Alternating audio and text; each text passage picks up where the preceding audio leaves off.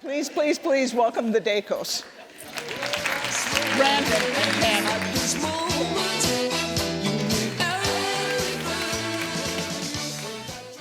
That certainly is true for us. My wife laughs a lot more than I do. She is a comedian's best friend. And so, but the downside of that is when I get up and speak in front of people, she's my audience when I'm practicing, and I think I'm killing, and then I get up in front of the audience and it's crickets. So there's a downside to it.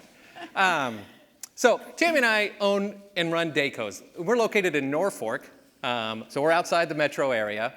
And as was said, we provide revenue services to transportation companies. And we exist to do good and be good by investing in our community, investing in our customers, and investing in about 60 awesome employees.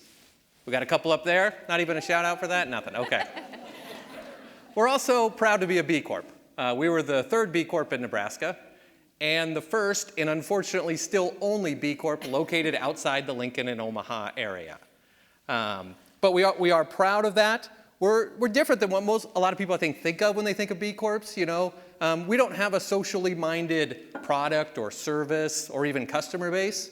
You know, we don't make organic vegan dog food or, you know, hire vets who are incarcerated to do recycling or even have nonprofit customers.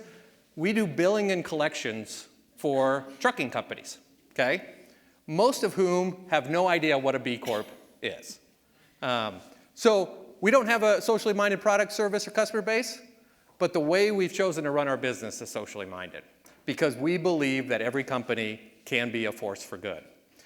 And why we decided to do that, is the why of doing good is something that I think we're going to talk a lot about in the next couple days.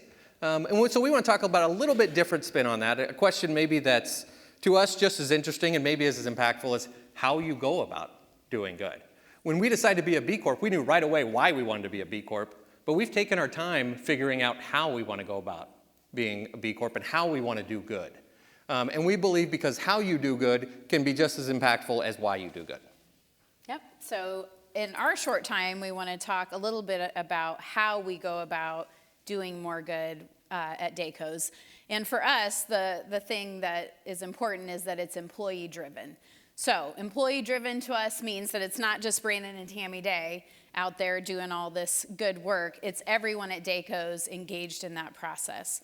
So we believe that is the way that we can have the most impact as we do good in the world. So what does that look like? When we first started down this road, as Brandon mentioned, it wasn't too long ago, we started with all company visioning sessions where the people at Dacos created a vision for how they wanted to do more good in the world. And from there, those employees take that vision and they make investments back in the community and into themselves and their families. They drive this process from beginning to end, not us. They have created it, they implemented it, and they own it. And we really try to just get out of their way. Which is not always easy, but we do try to do that. Because, you know, there are a lot of really generous companies in the world that do give a lot of money to a lot of great causes and do a lot of good. But sometimes what we see is that giving is done by the owners or maybe upper level management, maybe a foundation that's disconnected from the people who are working there. And that causes a disconnection between the employees and this good that's being done. And so a story to illustrate that, when we started our efforts, we have a great locally owned community newspaper in Norfolk still, and they did a story about our efforts. And a couple weeks later, we ran into a friend of ours who owns a company in Norfolk, and he owns this multi-generational family business that is multiple times larger than us. They probably employ 5 to 6 times the number of people that we employ. And he said, "Hey, I really appreciate you making me look bad." And we said, "Well, what are you talking about?" He said, "Well, I had an employee come up to me after that article was in the paper, and he said, 'Hey, I saw that thing Dacos is doing. It'd be really cool. Why aren't we doing something like that?'" And what you got to know about this company is they are incredibly generous. They give way more money than we could ever think about giving, all across the community, all across the state. To this very university, they give a fair amount of money. They're very generous. But it's all driven by the owners and the upper level management. And so this employee, not only did he not feel a connection to that giving, he didn't even have an awareness of it. And it illustrates that, how you go about doing this can make a big difference in the impact. And at Dayco's, our people have a connection to what we're doing. And they have a connection because they're the ones doing it. They're the ones making the decision, they're the ones doing the work, and they're the ones deciding where our investments go.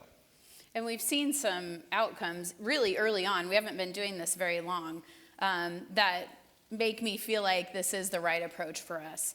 So just a couple of things. Our employee satisfaction rate is up from 71% in 2017 to 93% in April, which coincides with our increased focus on doing more good in an employee-driven way. People are happier, and we ask them specifically about our efforts around doing more good, and they're happier because of the things that they're doing at work. We also have seen people grow personally and professionally. We have more employees now involved in the community in different roles and taking on more initiative and leadership within the company. So things are starting to become apparent even in this short time from this approach.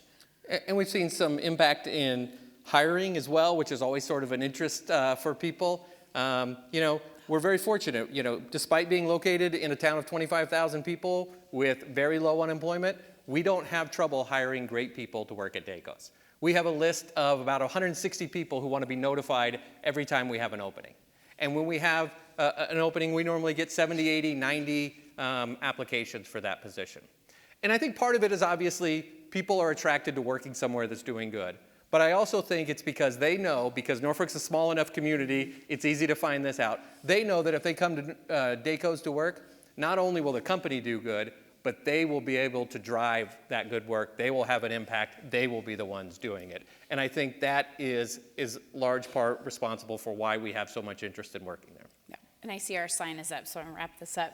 It's hard for two of us to talk for 5 minutes, but so the short-term outcomes are great, but I get really excited about the long-term possibility of engaging 60 people in giving back every single day. I believe when people have a chance to participate in something like this in a hands-on way that is meaningful to them, they will more deeply understand and internalize what it means to give back and to participate in your community, and they will model that behavior for other people and share their experiences. So my hope is that our 60 Dayco's employees' family will go out and tell their kids, their grandkids, their neighbors, and their friends about what is possible, and that those people will then see that they too can make a difference in the world and will go out and try to change something. So for us, how we do this, being employee-driven, is very important. Why you use your business as a force for good is important, but I would encourage you to take some time to carefully consider how you do it, because it can give you a greater chance of making an impact. So, thank you.